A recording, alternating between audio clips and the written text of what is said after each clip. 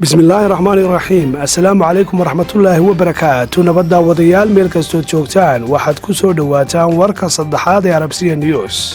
وهبينimo isniina bishuna ay tahay 26 Oktoobar 2020 qodobada wararkayga aad ku daawan doontaan waxaa kamid ah xukuumadda Soomaaliland oo jawaab ka bixisay eedo loo jeediyay oo lagu baahiyay warbaahinta ciidamada Soomaaliland waxa ay gacanta ku dhigeen lacag gaaraysa $1 milyan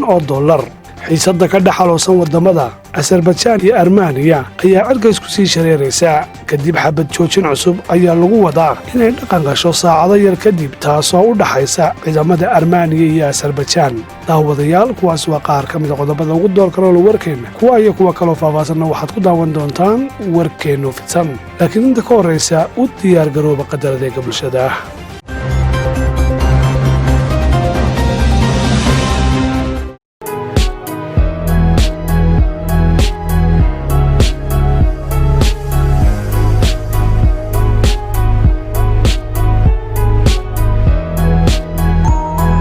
idinkoon safar iyo socdaal gelin magaaliyo suuqna tagin markaad sariftoonaysan si fudud waxaad uga heshaan sariflaha Cabdinaasir kaga sarifo saacad kasta sariflaha Cabdinaasir tixirka ugu fiican ee suuqa noocyada lacagta oo dhan idinkoo adeegsanaya lambarada saadka iyo dahabka ee halkan idinka muuqda hadaba ku xidhnaada sariflaha Cabdinaasir oo kala xiriir telefoonada shaashada kaaga muuqda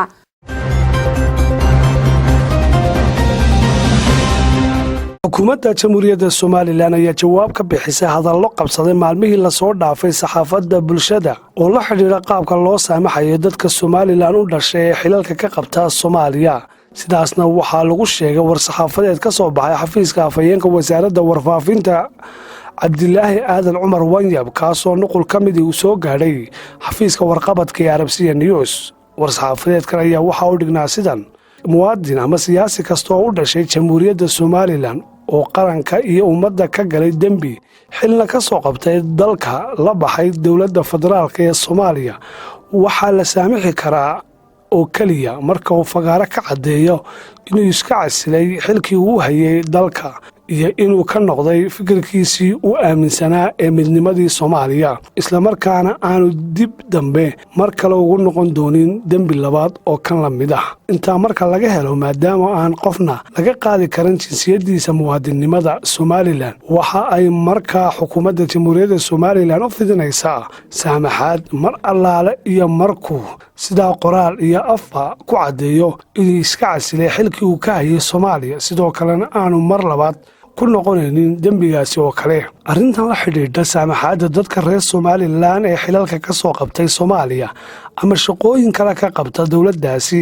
in aanay taa macnaheedu ahayn in Jamhuuriyadda Soomaaliland ka jeesatay shakhsiyaadka dhabar jabiyay qarannimada Jamhuuriyadda Soomaaliland balse sidii awalba tooshka loogu hayay si ka daran ayaa loogu sii haynayaa dadka arrimaha kale oo intaa dhaafsiisan warwareejinaya waxaan u sheegaynaa in muwaadiniinta reer Soomaaliland u siman yihiin sharciga dalka iyo dastuurka qaranka waxaana habboon in jiritaanka iyo midnimada ummadda meel looga soo wada jeesto si aan u xoojinno una adkayno qarannimada Jamhuuriyadda Soomaaliland taasi oo ah mid uu ku waajibinayo dastuurka muwaadin kasta sida ku cad qodobkiisa 4 xarfihiisa 1 iyo 2 waxa uu dastuurka qaranka qodobkiisa 9 xubintiisa 5 ayaa madaxweynaha awood u siinaysa saamaxaadda ayaa lagu soo gabagabeeyay war saxaafadeed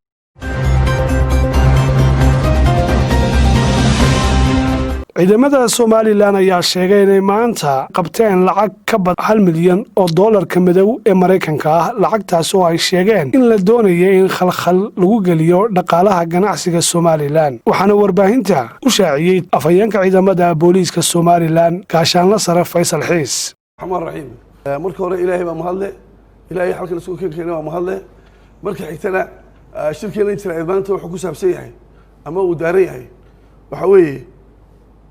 maanta bishu tahay 26 bishii 10aad 2020 waxaan ogsoonahay in ciidanka booliiska xilka iyo waajibaadka loo egmaday uu yahay inay ka hortagaan intaan dambi dhicin haddii uu dhacana inay ka daba tagaan inay ilaaliyaan nafta iyo maalka dadweynaha Soomaaliland sidaa awgeed ciidanka booliisku iyagoo gudanaya xilka iyo waajibaadka loo egmaday waxay gacanta ku soo dhigeen 2 eedaysane oo u dhashay dalka Puntland kuwaas oo gacantooda lagu soo qabtay $1 milyan iyo 5,500 oo doolarka madow ah kuwaas oo doonayay inay ku khalkhalgeliyaan nabadgelyada guud ee dalka inay ku curyaamiyaan sariflayaasha ganacsatada Soomaaliland eedaysanayaasha lagu qabtay waxay kala yihiin number 1 Faysal Cabdishakuur Yuusuf ina Sayyid Cabdullaahi 40 jir ah number 2 Omar Maxamed Axmed ina Xalimo Farax 37 jir ah sidoo kale waxay ciidanka booliisku gacanta ku soo dhigeen eedaysane Cali Farax Warsame waa nin weyn oo loo yaqaano Cali Wadaad kaasoo gacantiisa lagu soo qabtay 20,800 oo doolarka madow ah oo lacagta madow ee doolarka ah dhammaan eedaysanayaasha saddexda haddii Ilaahay yiraahdo waxaa loo gudbin doonaa maxkamadda iyo xeerlaalinta awoodda u leh qaadista dambigaasi intaasoo keliya kuma koobna lacagtan madow maxay forgery-ga waxay hore ciidanka booliisku u soo qabteen eedaysanayaal tiradoodu dhan tahay ilaa 10 maxkamadda ayuu gudbiyeen waxaa lagu soo qabtay lacagta madow ee doolarka ah ee falsada ah maxkamaddu qaarna xukun bay ku riday qaarna waxay kurumaan ku yihiin xabsiga dhexe Hargeysa iyadoo ay iska caddahay in aan ciidanka booliiska cidda ka fakan karayn dadka dembiyada kala duwan caadeystay gelitaankooda sida lacagta madow ee forgery-ga kuwa sidoo kale sidaas darteed dadweynaha Soomaaliland waxaan uga digaynaa waxaan cod dheer uga digaynaa inay ka feejignaadaan oo iska ilaaliyaan oo iska hubiyaan lacagaha laga sarifanayo si aan loogu qarin lacagta madow si aan looga qarin lacagta madow ee doolarka Mareykanka ah ee been abuurka ah waxa kale oo aan u sheegaynaa bulshada reer Soomaaliland cid kasta oo lacagta madow lagu qabto ama dalka si sharci darro ku soo geliya inay booliisku gacanada ku qaban doonaan haddii Ilaahay yiraahdo loona gudbin doono hay'adaha sharciga wassalaamu calaykum waraxmatullaahi wabarakaatuh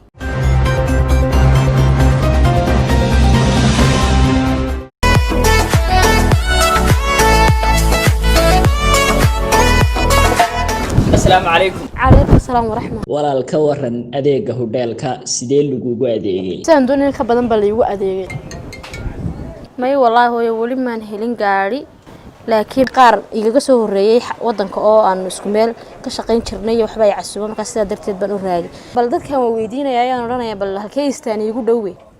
anigu bariga wadanka igu dambeysay markatuuyo iyo waxaan ku baabuur baa saa loo raaci jiro aan garanaynay meesha ka baxaan iyo meel loogu hagaaga moogti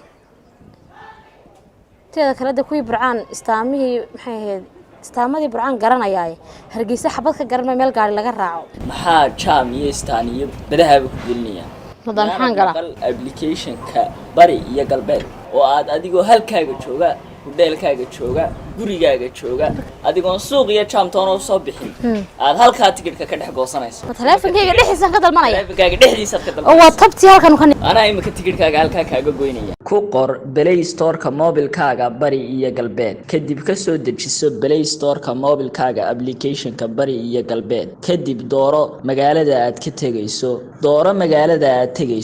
dooro waqtiga aad baxayso kadib dooro raadi bas dooro kursi nambarka aad rabto dooro goobta aad ka baxayso dooro goobta uu istaagayo geli telephone nambarkaaga iyo waliba magacaaga kadib waxa ku soo bixi doona information-ka tigidhkaaga dooro lacag bixin dooro saad ama dahab dooro nambarka ama geli nambarka aad lacagta ku bixinayso ugu dambeynna la deg tigidhkaaga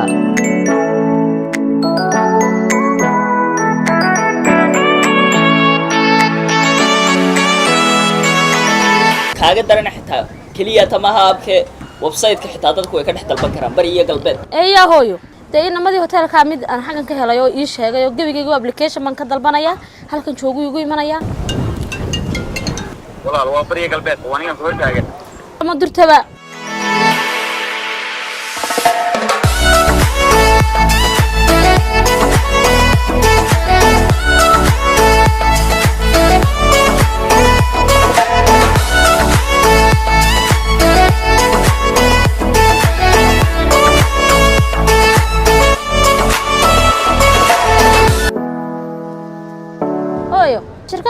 lama arago lama maqal bariya galbeed ii soo duceeyo ilaahay isku ka nabad keeno daawadayaal qodobkaasi ayaa ugu dambeeyay xilli tabinteena wareed intaynu warkan warka xiga ku kulmi doonno dhammaantay waxaan iga tegaynaa asalaamu calaykum waraxmatullaahi wabarakaatuh